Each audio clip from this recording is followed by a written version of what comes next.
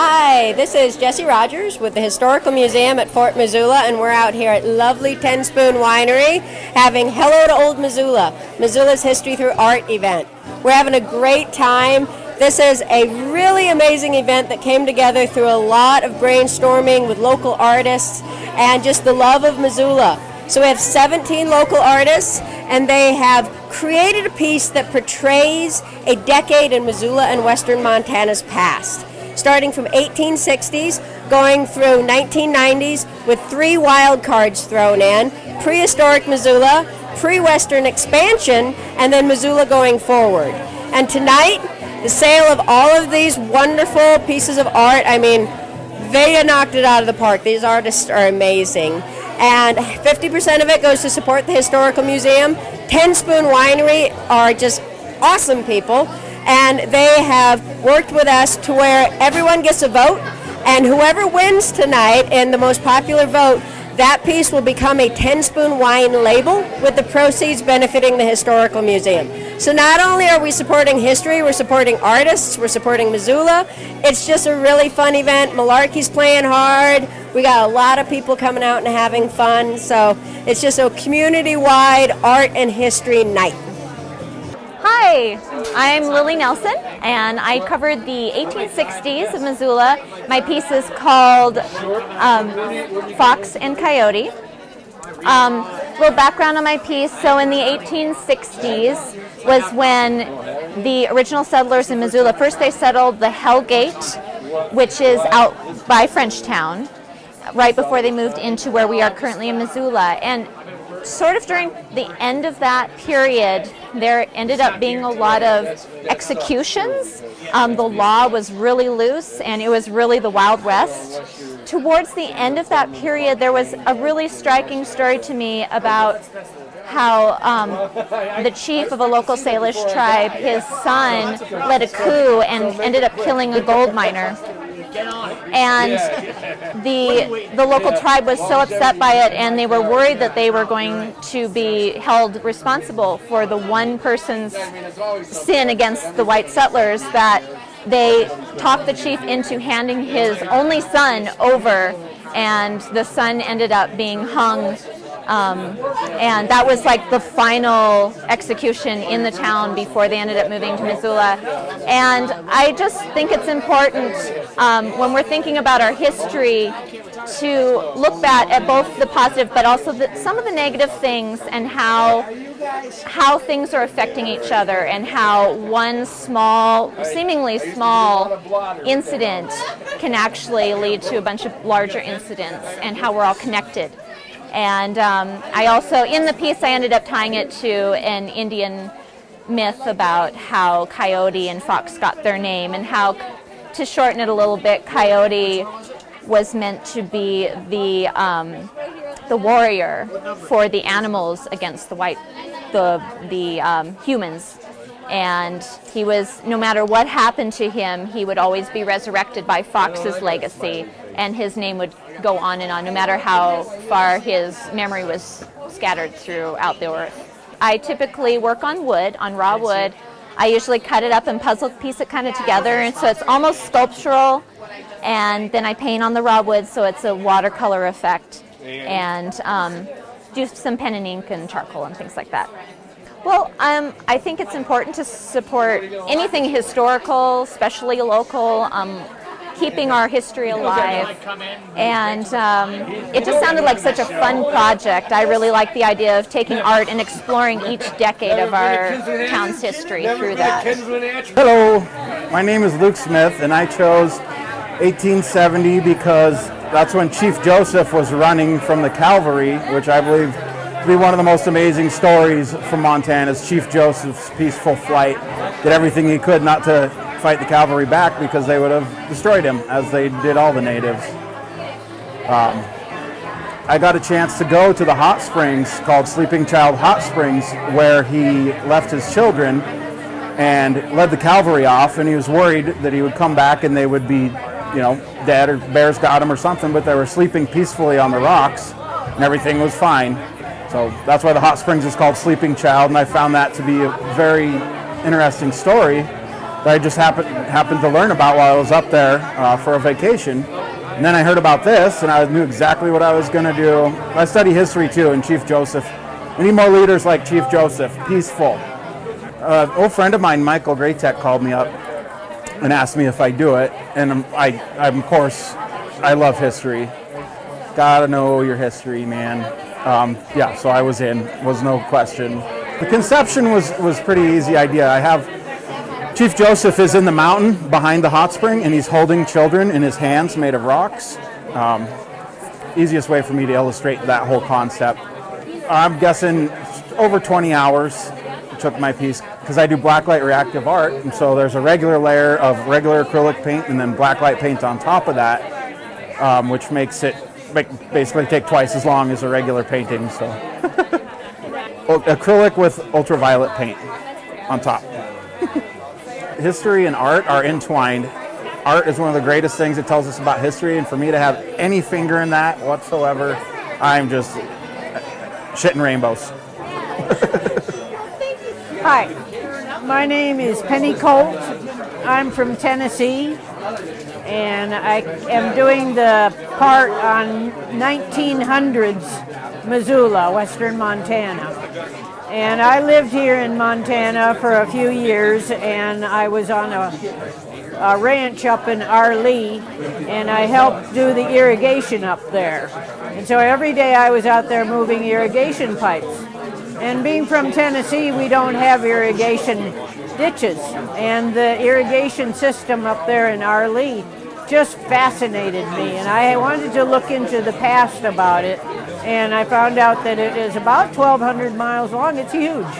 And so I decided to do the big ditch that is located in the Bitterroot Valley, because its history goes farther back than the one in Lake County. And so that's why I chose to do the big ditch with my painting. And it was started around the 1880s.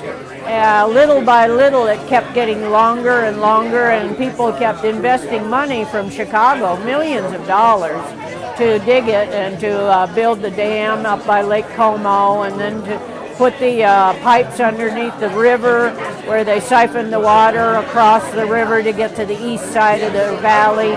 And then they continued digging the big ditch for 60 miles or so. I mean, it's a long ditch. It's about 75 miles long by the time they got done with it.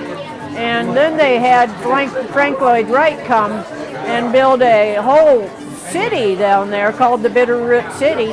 And he had golf courses and hotels and rental houses, and they tried to advertise to people to come and live in the Bitterroot and grow apples. So they started a huge apple industry, but unfortunately the big ditch could not provide enough water to keep the apple trees alive. So everybody went broke, and all the investors that built the big ditch went broke, and the whole thing went bankrupt. And it was a big disaster. And so the ditch went into receivership to the local farmers, the people who stuck it out. And so now it's still operating. The local farmers have always kept it in good condition. They've modernized it. They've put in cattle, and they grow alfalfa and wheat and soybeans, and it's still a wonderful operating ditch. And I'm just, the history of the big ditch may have been a failure in the past, and it took a lot of money and a lot of work to build, because it's 24 feet wide and 6 feet deep. It's huge. And but now today we are reaping the harvest, and we should be very thankful of our ancestors for the work that they did to produce it. And so that's why my picture is about the big ditch. I like to sketch, and so I sketched things out. And so what I did was I sketched out the big ditch drawing that I did, and I scanned it with a computer, and then I finished it with the paint program on the computer. I did it all by hand. And so it's not computer generated, but it's computer art is what I call it. So it's a kind of a modern way of doing things. And but normally I've done a lot of paintings. If you ever been to the Dunrobin Ranch, I did a huge privacy painting for them that stretches, I think it's like 50 feet by 8 feet, and I did 2 of them. And I've done a lot of painting. I've done work for a restaurant. I did a lot of painting for a restaurant. My art is all over the United States. I'm not famous. Nobody knows who I am, but I've got art everywhere. Just drawing it out with a pencil and paper did not take long, but the actual doing it on the computer took hours, and I spent probably 5 hours a day for about a month working on it. It took a lot of time. I'm deeply involved in the Historical Museum. I love the Historical Museum here in Missoula. I've done a lot of work, a lot of volunteering, and I've done one of their bookmarks. And so, yeah, I'm really involved in the museum. Hi, I'm Jessie Smith. The decade I chose is the 1910s. The piece that I did is titled The Lady from Montana, and it's a depiction of Jeanette Rankin holding a candle with a white dove sitting on her shoulder with an olive branch as a halo. And the reason I picked the 1910s, and especially Jeanette Rankin, is because during the 1910s, Jeanette Rankin came to Montana and brought the women's suffragist movement and really campaigned really fiercely to bring voting rights to the women of Montana. And then in 1916 was elected as the first woman Congress member of the United States ever. So I felt like it was really important to encapsulate that importance of history, and it's really amazing and awesome that Montana was the first to elect a woman, and just that we have such an awesome history supporting women, and just Montanan women being really powerful, independent women. So I prefer to use pen and ink and graphite, a lot of illustrative tools. I also use a lot of like colored pencils and things like that. So it probably took me from conception to completion about a month. And that's just because I have a lot going on in my life personally. So just like doing the research, sketching everything out, compiling the piece together, and then the last 2 days I actually finished it with all the pen and ink and everything. So yeah, probably about a month overall.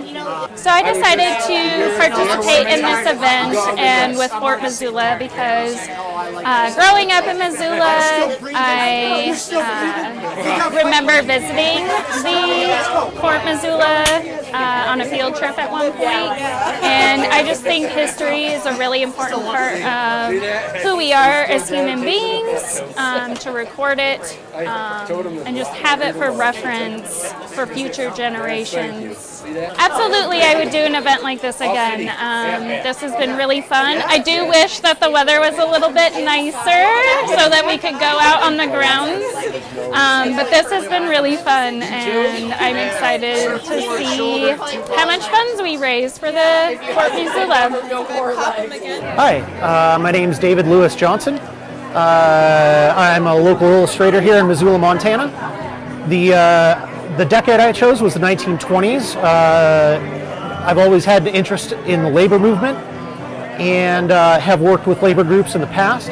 My piece is called A Speech Regarding Modernity. On September 8th, 1923, Eugene Debs gave a speech at the Harnoy Theater here in Missoula regarding advancing the socialist goals of expanding trade unions. And the gist of the speech he gave was talking about how the organization of labor was the fulfillment of the promise of modernity, that we were going to eliminate, which of course the promise of modernity is that we're going to eliminate need, and that sort of the struggles of the past were going to be dwindled by the advances of modern society. he was giving this speech in the backdrop of the Gilded Age of the 1920s, when we had sort of like unfettered capitalism expanding, and specifically here in Missoula, not only was there a lot of capitalist investment in the downtown area, but all that investment was happening in the area of real estate, and those real estate developments involved a lot of Art Deco inspired architecture.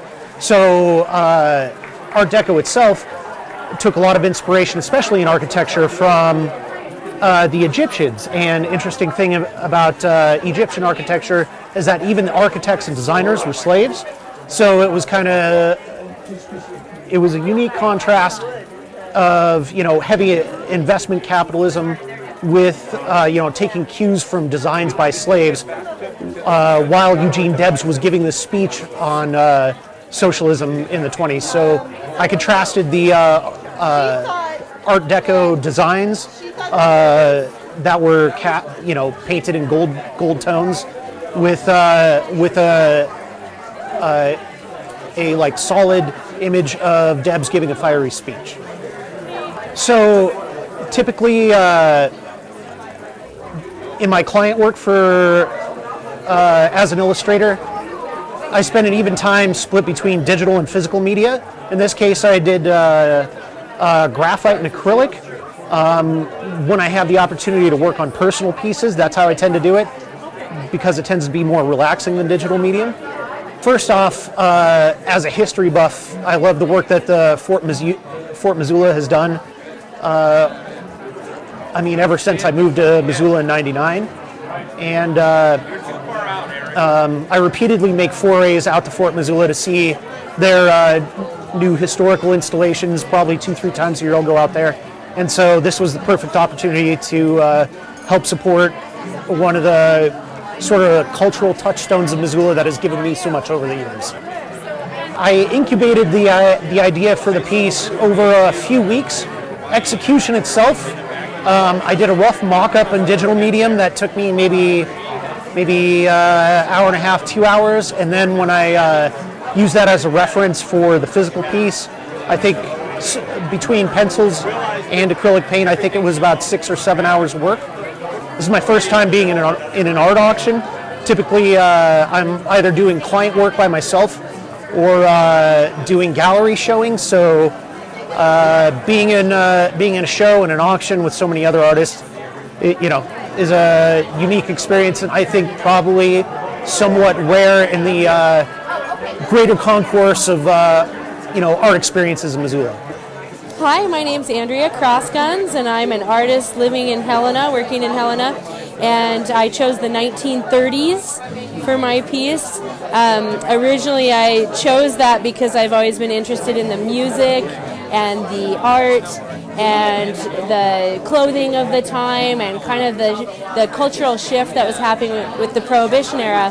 But as I started researching it, I quickly shifted my focus because I discovered that it was during the 1930s that the Indian Reorganization Act was passed, and the Salish Kootenai, Confederated Salish Kootenai tribes, were the first ones in the nation to form a tribal council and form their governmental structure that was, fit to work with the U.S. government style of governing.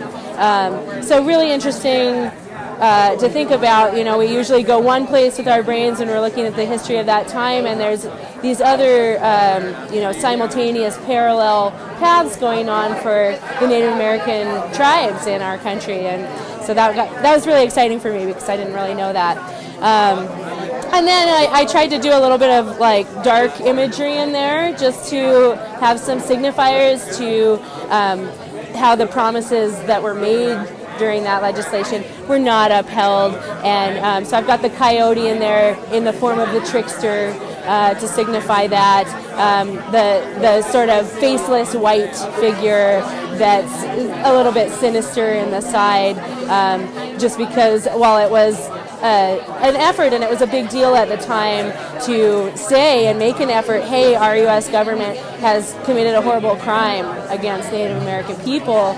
a lot of that, it was a big deal, it was a big step, but it wasn't really upheld, and still is not being upheld to this day. So I wanted to make sure that that was in there as well.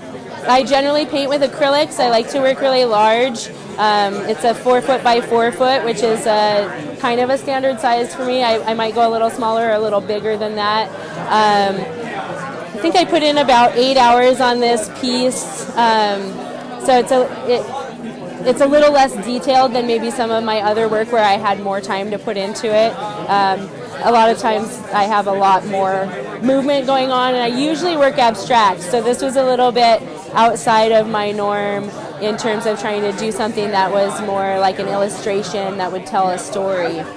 Well, I heard about it and it just sounded exciting to sort of have a prompt and a reason to look into history a little bit more. Supporting historical museums or historical groups of any kind, I think, is really important. Obviously, history is an important thing to know about, to understand, and hopefully in some cases not repeat. This was a great event. It has a great turnout, and it's been really fun to meet other artists and find out different pieces of Montana history. I'm Rashid Abdel Ghafoor. My piece tonight is named The Same Water. This piece is about the internment camp folks drinking the same water as the guards at the internment camp at Fort Missoula. And my piece specifically is centered around the tiny little organisms that were living inside the same water. I chose the 1940s because I had been to the museum and I had seen the different pieces about the internment camp era in the 1940s, and found it interesting that Fort Missoula was one of the places where there was an internment camp. I think the fort has a lot of other interesting historical advantages for anyone who's a historian or someone who's just visiting Missoula. There's a lot to learn. I decided to be a part of this event because not only do I support Ten Spoon Winery and the staff here and the work that they're doing and supporting local events and local artists, but I wanted to support Fort Missoula as much as I could as well. The piece that I did is in pen and ink, and I usually work in pen and ink. The piece took 3 months to complete, and I worked steadily through those 3 months. No one month was heavier in workload than any other. The turnout is excellent. The other art from the other artists is excellent, and I think that overall it turned out to be a very good event. Yeah, I would do it again. It's an unusual event for me. I'm used to having gallery showings, and I've done a lot of First Friday events here in Missoula, which is common for a lot of artists here in Missoula. So this is new for me, but yes, I would do it again. Hi, I'm Meghan Amy. I chose the 1950s Missoula, and what I did was I took kind of an obscure idea instead of illustrating the 50s as a whole. So in the 1950s in Missoula, we had two big movie premieres here, and we had a whole parade down the street. We turned on the Klieg lights in the sky. The stars were in cars waving at everybody. It was just a big deal. And then later in the night, there were red carpets and holding the crowd back with the velvet rope. It was a whole big thing that brought a lot of pride and excitement to the Missoula community. So my piece is basically letters that say Missoula, but in the Hollywood style letters. Yeah. So my preferred medium is electroplating, which is a copper plating process. It uses chemical and electricity, and I've gotten really good at calibrating it to copper plate a variety of different objects. Like this time it was letters, but usually I do branches and I do like jewelry and stuff. So yeah.